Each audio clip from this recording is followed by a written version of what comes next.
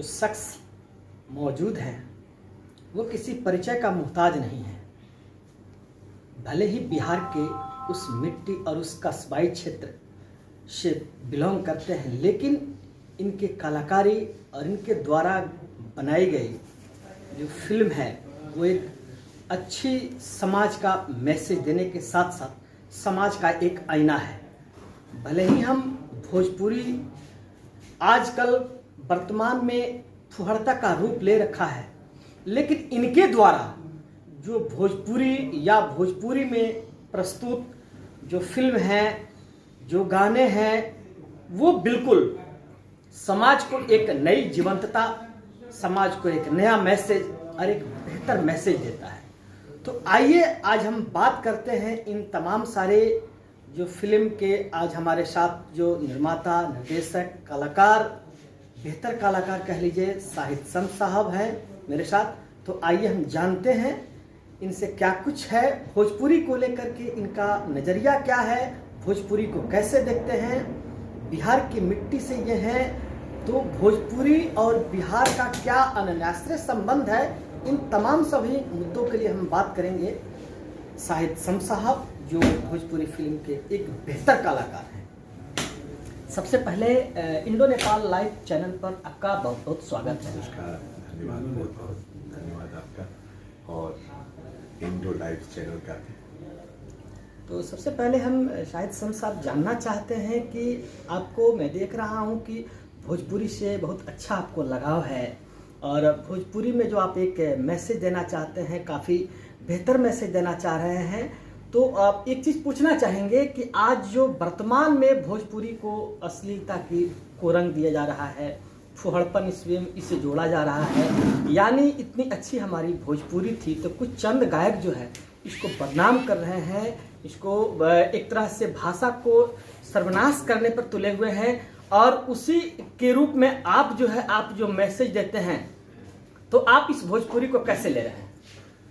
देखिए, जो अपना भोजपुरी है ये इतनी प्यारी, इतनी मीठी भाषा है कि हमारे भोजपुरिया लोग जहाँ भी हैं, चाहे दुबई, मस्कट, बहरीन, सऊदी, दोहा, कतर, मुंबई, दिल्ली, वो भोजपुरी में ही बात करके ही उनको संतुष्टि मिलती है। और हमारी जो भोजपुरी है ये भिखारी ठाकुर की है, नाजिर हुसैन की है। भोजपुरी के एक से एक जो हमारे कवि हुए, हमारे जो नाटककार लोग हुए, मगर अभी जो लोग भोजपुरी को थोड़ा सा बदनाम कर रहे हैं, अश्लीलता परोस रहे हैं, उनसे मेरा यही कहना है कि जिंदगी बहुत छोटी है, उसमें आदमी को कुछ ऐसा गड़बड़ नहीं करना चाहिए कि आपको लोग अच्छे रूप में याद नहीं करें। कुछ ऐसा अच्छा करना चाहिए जिससे आपकी गीतों को, आपकी बातों को, आपकी गायकी को लोग याद रखें। आज महेंद्र मिश्र नहीं है, आज भिखारी ठाकुर नहीं है, आज नाजिर हुसैन साहब नहीं है, मगर उनकी फिल्मों को, उनके गीतों को, उनकी कविताओं को लोग अभी भी याद कर रहे हैं। और जब भी भोजपुरी की सम्मान की बात होती है, उनको बड़े आदर से लोग याद करते हैं। अक्सर आपकी फिल्म जो है भोजपुरी में आती है, तो कितनी लगाव है आपको इस भोजपुरी से? देखिए, हम लोग भोजपुरी मिट्टी में पैदा हुए हैं, यहीं पले बड़े हैं, तो भोजपुरी से तो लगाव होना स्वाभाविक है। अभी थोड़ा गांव से दूर रहना होता है, मगर जब हम लोग गांव आते हैं तो जो गांव की नहरें हैं, जो कि ब्रह्म बाबा का स्थान है, जो गांव की पगडंडियां हैं, उससे इतना प्रेम है कि उन्हीं पगडंडियों पे, उन्हीं पे बैठ के लोगों से मिल के बातें करके ही सुकून मिलता है। लगता है कि अपनी मिट्टी पे आके थोड़ा मन को भी, शरीर को भी, और इससे आगे के है तो आत्मा को भी थोड़ा शांति, सुकून और ताजगी मिलती है। कुछ चंद गायक हैं, कुछ चंद कलाकार हैं जो अपने गाना के माध्यम से समाज में अश्लीलता परोस रहे हैं, फुहड़पन ये कर रहे हैं, तो उनके लिए क्या आपका मैसेज है? देखिए, वो तो वही तो मैं कह रहा हूँ कि जिंदगी बहुत छोटी है। अभी कोरोना काल में देखिए कितने लोग हमारे पास के, हमारे साथ चलते फिरते बातें करते हुए चले गए। तो पता नहीं कि हम आज हैं, हमारे बीच का कोई कलाकार कल नहीं भी हो।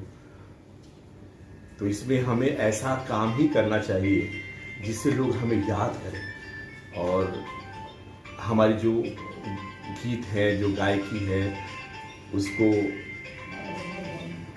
आने वाले लंबे समय तक सुना जाए और उससे भोजपुरी का मान सम्मान बढ़े, उससे भोजपुरी का विकास हो।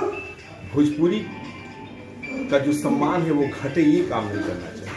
आज भोजपुरी पूरी दुनिया के कई देशों में बोली जा रही है। और देखिए, अभी साउथ इंडिया में ही जो भाषाएं हैं, तमिल है, तेलुगु है, कन्नड़ है, मलयालम है, वहाँ के कलाकार अपनी भाषा के मान सम्मान के लिए कितना मेहनत करते हैं। उसमें एक से एक अच्छी फिल्में बनती हैं, जो हॉलीवुड के लोग नहीं कर पा रहे हैं वो वहाँ पर हो रहा है। और हमारे भोजपुरी में अभी उस लेवल का लोगों का लगाव भी थोड़ा कम हो गया। उसका एक कारण ये भी है कि भोजपुरी में इतनी फूहड़ फिल्में जो अभी आई, जैसा आप बता रहे हैं, उसके चलते हमारे जो गार्जियन हैं वो अपने बच्चों को, अपनी बहनों को, अपनी माताओं को रोक देते हैं भोजपुरी फिल्म देखने से। तो आज देखिए, थिएटर सब वीरान पड़े हुए हैं। पहले जब गंगा मैया तो है पियरी चढ़ी, वो लागे नहीं छूटे रामा, ये सब जो फिल्में, धरती मैया, मतलब भोजपुरी को जीवंतता प्रदान करना, वास्तविक उसको उसका स्वरूप देना, उसका रूप देना। वही पहले कितना पूरा परिवार देखने जाता था साथ में, और आज लोग मना कर देते हैं कि मत जाओ थिएटर में। मैं ये दूसरी बात एक यह भी देखता हूँ कि आप जो फिल्म बनाते हैं तो खास तौर पे गांव की बुनियादी सुविधाओं से कस्बाई क्षेत्र के सीन को आप दर्शाते हैं, तो इससे क्या मैसेज देना चाहते हैं? देखिए, जिस भाषा में भी आदमी काम करता है, उन चीज़ों को ही उभारने से लोगों का लगाव होगा। अब आप भोजपुरी बना रहे हैं और नकल करेंगे साउथ का या हिंदी फिल्मों का या इंग्लिश फिल्मों का, तो वो लगाव नहीं होगा। जो हमारी भाषा है, जो हमारी संस्कृति है, हमारा कल्चर है, वो जो हमारा खान पान है, जो हमारा पहनावा है, वो थोड़ा सा अलग है। इस खूबसूरती को और इस भाव को पकड़ा जाएगा, इसको जब बढ़िया से दिखाया जाएगा तो लोगों को ज़्यादा पसंद आएगा। मैं देखता हूं कि और भी कई कलाकार हैं भोजपुरी के, जो भोजपुरी की शूटिंग के लिए देश के अन्य देशों में जाते हैं, कई जगह से आते हैं, लेकिन आप खास तौर पे बिहार के गांव से, बिहार के समाज को दर्शाते हैं। तो ये मेरा मानना है कि कहीं ना कहीं सीधा ये है कि यहाँ के गांव और अपनी मिट्टी और अपने समाज को आप उससे जोड़ना चाहते हैं। तो अब सबसे बड़ी बात यह है कि हाल ही में आपकी कई सारी फिल्म जो आई थी, उससे हमारे ऑडियंस, हमारे तमाम दर्शकों को बताएं कि कौन कौन सी फिल्में आपकी आ रही हैं और कौन कौन सी फिल्में हाल ही में आपकी बनी हैं। अभी तो छठ पूजा पे भी हम लोगों ने एक शॉर्ट फिल्म बनाया है, बेटी छठी माई के। वो 1-2 दिन में रिलीज हो जाएगा। अभी उसका ट्रेलर रिलीज हुआ है सम्स म्यूजिक प्रेजेंट पे।